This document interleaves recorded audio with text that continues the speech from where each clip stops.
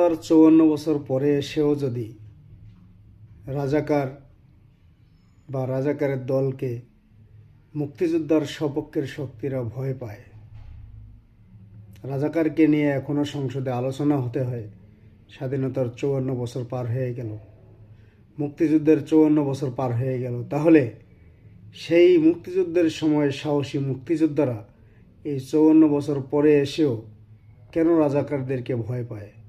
কেন রাজাকারদেরকে নিয়ে এখনও সংসদে আলোচনা হয়? তারা যদি অস্ত্রধারী পাকিস্তানি বাহিনীদেরকে মোকাবেলা করতে পারে, তাহলে নিরস্ত্র রাজাকারদেরকে মোকাবেলা করার ক্ষমতা তাদের নেই? আসলে তারা রাজাকার কিংবা পাকিস্তান তাদেরকে কোনো ভয় পায় না বা আলোচনা করে না। মূলত তাদের চুলকানি হচ্ছে ইসলাম প্রিয় মানুষদেরকে নিয়ে। তাদের চুলকানি রাজাকার নিয়ে নয়, তাদের চুলকানি পাকিস্তান নিয়ে নয়, তাদের চুলকানি শুধুমাত্র ইসলাম প্রিয় মানুষদের বিরুদ্ধে।